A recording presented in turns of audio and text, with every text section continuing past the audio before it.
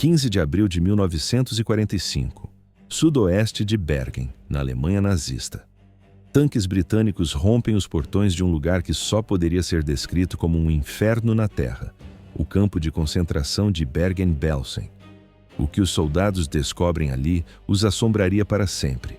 13 mil corpos em decomposição, espalhados pelo chão como bonecas descartadas. E 60 mil esqueletos ambulantes, homens e mulheres, mal se apegando a um fio de vida. Entre os oficiais nazistas capturados naquele dia, estava uma jovem de 22 anos, cuja beleza quase angelical mascarava uma alma irremediavelmente corrompida. Seu nome era Irma Grese, mas o que mais chocou não foi apenas o horror que eles encontraram. Foi descobrir que uma das arquitetas daquele inferno era tão jovem. Os horrores de Bergen-Belsen eram apenas o ato final de uma carreira encharcada de sangue, que durou 3 anos e atravessou múltiplos campos da morte. Para entender como essa mulher se tornou um símbolo de sadismo, precisamos voltar ao início. 7 de outubro de 1923. Na pequena cidade alemã de Recken, uma menina dava seu primeiro suspiro. Ninguém poderia prever que aquela criança inocente se tornaria uma das assassinas mais sádicas da história. Irma Grese nasceu em uma família simples de produtores de leite, a terceira de 5 filhos, em um lar que parecia perfeitamente comum. Mas a normalidade era a última coisa que o destino reservava para Irma.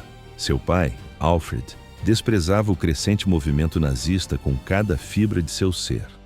Quando a máquina de propaganda de Hitler acelerou em 1933, crianças de toda a Alemanha foram arrastadas para as organizações juvenis do partido, mas não os filhos de Grese. Alfred se recusou a permitir que seus filhos se juntassem, mesmo quando eles imploraram. Ele não sabia que estava tentando conter uma força que já transbordava. É impossível escapar do mal quando ele é bombeado em cada sala de aula, em cada transmissão de rádio, em cada esquina. As escolas alemãs se tornaram centros de doutrinação. O retrato de Hitler encarava as crianças das paredes como uma figura paterna distorcida. Livros didáticos ensinavam o ódio com a mesma naturalidade da aritmética. E a jovem Irma absorvia tudo, como uma esponja mergulhada em veneno. Então, a tragédia se abateu, e foi aqui que sua transformação realmente começou. Em 1936, quando Irma tinha apenas 13 anos, sua mãe cometeu suicídio ao descobrir um caso do marido. A mulher que poderia ter sido sua âncora moral se foi. Irma foi deixada nas mãos de um pai cada vez mais violento que usava os punhos para disciplinar os filhos. A combinação foi tóxica, um lar desfeito, a doutrinação nazista na escola e um pai que lhe ensinou que a violência era a resposta para tudo. A escola se tornou um pesadelo. Irma era brutalmente intimidada pelos colegas. Suas notas despencaram e, aos 14 anos, ela abandonou os estudos completamente. Esta adolescente desajeitada, espancada e sem rumo, passaria os próximos anos à deriva. 6 meses em uma fazenda, 6 meses em uma loja, buscando algo que nem ela sabia nomear. Mas o mal estava chamando, e logo ela atenderia da forma mais terrível possível. Aos 15 anos, Irma encontrou trabalho no sanatório de Hohenlychen como enfermeira assistente. Esta não era uma instalação médica qualquer. Era dirigida por Karl Gebhardt, um médico nazista que mais tarde conduziria experimentos médicos horríveis em prisioneiros de campos de concentração. Por 2 anos, a jovem Irma trabalhou sob a tutela deste homem, observando, aprendendo e vendo sua humanidade ser lentamente corroída. Documentos posteriores revelariam a profundidade de sua imersão naquele ambiente de crueldade. Ela sonhava em se tornar uma enfermeira completa, mas seu péssimo histórico acadêmico destruiu essas esperanças. Em vez disso, foi enviada para operar uma máquina de manteiga em uma fazenda de laticínios. Imagine esta adolescente quebrada e rejeitada, dia após dia, girando manteiga, enquanto seu ressentimento se acumulava como a pressão em uma caldeira. Ela tinha 17 anos, estava cheia de raiva e prestes a encontrar a válvula de escape perfeita para sua fúria. Julho de 1942. As portas do trem se abriram no campo de concentração de Ravensbrück e Irma Grese encontrou seu lugar no mundo. Ravensbrück era o principal campo feminino da Alemanha nazista, uma fábrica de morte por onde passariam 132 mil mulheres. 92 mil delas jamais sairiam de lá vivas. Foi ali que Irma aprenderia a matar. Mas os métodos que ela desenvolveu estavam além de qualquer coisa que seus instrutores poderiam ter imaginado. O campo era administrado por 150 supervisoras sob a tutela brutal de Dorothea Beans, sua instrutora sádica, que ensinava às trainees uma regra simples: extrair o máximo de trabalho das prisioneiras até que morram, e depois extrair mais. Ravensbrück não era apenas um campo de concentração. Era uma escola de violência, graduando 3.500 guardas femininas que espalhariam sua crueldade por toda a Europa ocupada. Mas para Irma, o campo oferecia algo ainda mais sinistro, um lugar na primeira fila para os experimentos médicos de Karl Gebhardt. O mesmo médico de seus dias de enfermagem estava agora ali, usando martelos para quebrar as pernas de mulheres, infectando feridas com bactérias mortais e realizando amputações sem anestesia. E Irma não era mais apenas uma observadora, ela era parte da engrenagem. 80 mulheres, a maioria polonesas, foram separadas para os experimentos. Muitas morreram gritando. As que sobreviveram carregariam para sempre as marcas da mutilação. Aos 18 anos, Irma Grese auxiliava nesses procedimentos. Ela observava enquanto mulheres imploravam por misericórdia, seus ossos sendo quebrados, sua carne infectada. Ela as via morrer, lenta e dolorosamente, clamando por mães que jamais veriam novamente. E em vez de horror, ela sentia excitação. A adolescente quebrada, que fora alvo de humilhações e espancamentos, finalmente estava no controle. E ela amava cada segundo daquilo. Mas o que viria a seguir faria seus crimes em Ravensbrück parecerem brincadeira de criança. Quando Irma voltou para casa em 1943 e mencionou com naturalidade seu trabalho supervisionando prisioneiras, seu pai explodiu em fúria. Ele a golpeou com um cinto e a proibiu de retornar. Mas era tarde demais. O monstro havia sido libertado. Em março de 1943, ela foi transferida para Auschwitz-Birkenau, a mais notória máquina de extermínio da história humana. E foi aqui que Irma Grese escreveria seu nome em sangue nas páginas da história. Auschwitz-Birkenau era a morte industrializada. Um complexo gigantesco capaz de processar milhares de seres humanos por dia, transformando homens, mulheres e crianças em cinza e fumaça com uma eficiência impiedosa. Foi nesse cenário que Irma Grese ganharia seu apelido mais aterrorizante, a Bela Fera. À primeira vista, ela parecia um anjo. Sobreviventes a descreveram como estonteantemente bela, com feições perfeitas, um rosto angelical e os olhos azuis mais inocentes que se poderia imaginar. A doutora Gisela Perl, uma ex-prisioneira, a chamou de uma das mulheres mais lindas que já vi. Mas sob aquele exterior celestial, espreitava um mal indizível. A adolescente tímida e maltratada havia desaparecido para sempre. Em Auschwitz, Irma descobriu que podia agredir pessoas que não podiam revidar e viciou-se nesse poder. Ela carregava um chicote especial feito de couro trançado e coberto com celofane, para que o sangue pudesse ser limpo com facilidade. Toda manhã, ela se postava nos portões do campo, enquanto os grupos de trabalho passavam, e aleatoriamente espancava prisioneiros sem outra razão, além de seu próprio prazer perverso. Era um chicote muito leve, ela se gabaria mais tarde. Mas se eu batesse em alguém com ele, doía. Quando o comandante do campo, Joseph Kramer, ordenou que ela parasse de usar o chicote, pois até ele considerava sua violência excessiva, ela o ignorou. E continuou a espancar prisioneiros de qualquer maneira. Em maio de 1944, com apenas 20 anos, Irma foi promovida à guarda sênior do campo C de Birkenau, supervisionando 30.000 prisioneiras judias húngaras, espremidas em um espaço projetado para 300.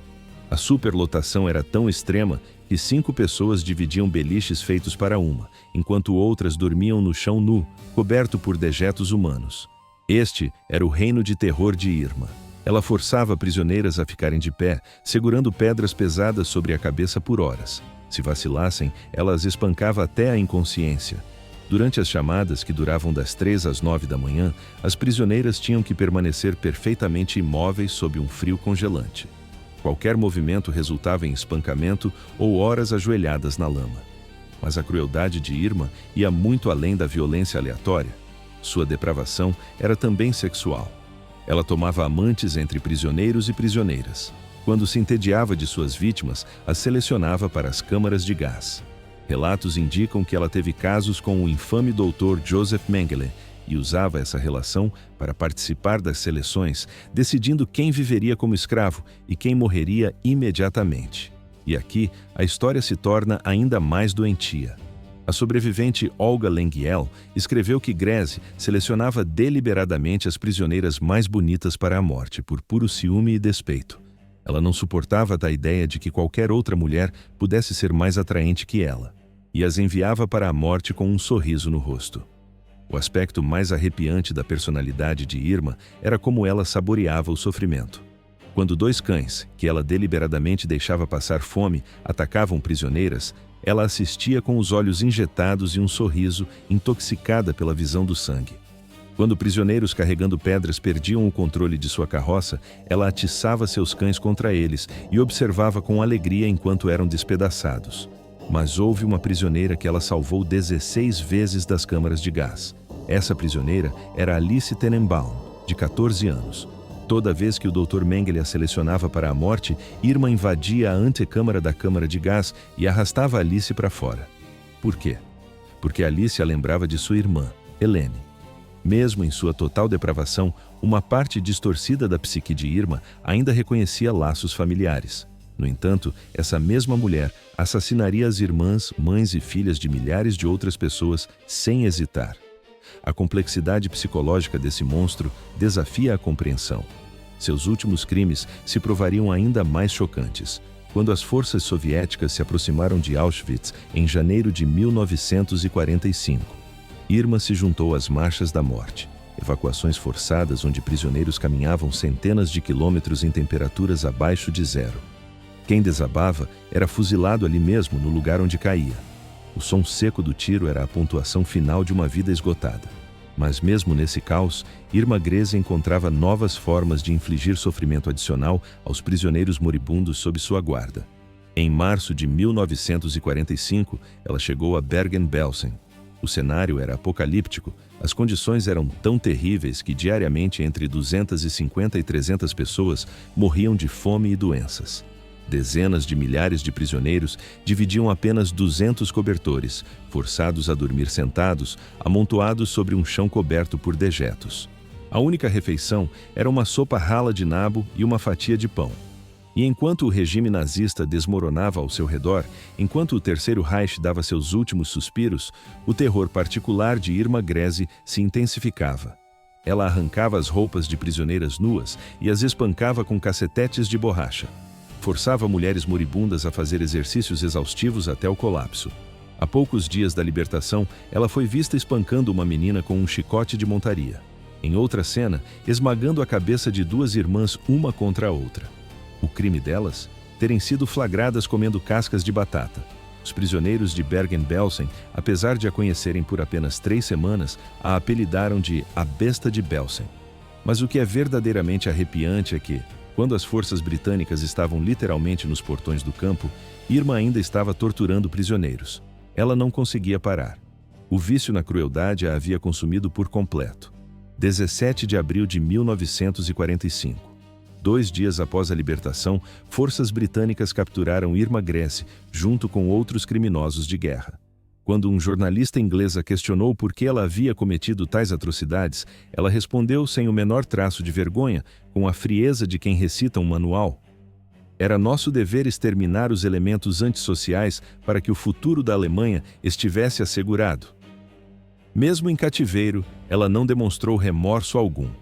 Durante seu julgamento no Tribunal de Crimes de Guerra de Belsen, quando testemunhas depuseram sobre sua crueldade, Irma alegou que todos estavam mentindo, que estavam fazendo um elefante de uma mosca. Ela admitiu as surras, mas negou ter matado alguém diretamente, como se isso, de alguma forma, a tornasse menos monstruosa. As evidências contra ela eram esmagadoras. Sobrevivente após sobrevivente subiu ao tribunal para descrever sua brutalidade sádica. O tribunal ouviu como ela havia torturado, espancado e enviado inúmeras pessoas inocentes para a morte para seu próprio e doentio entretenimento. Mas mesmo diante da morte, Irma manteve sua arrogância. Ela passou suas últimas semanas na prisão arrumando o cabelo e sonhando em se tornar uma estrela de cinema após a guerra. Ela genuinamente acreditava que seria absolvida e ficaria famosa por suas experiências. O delírio era completo.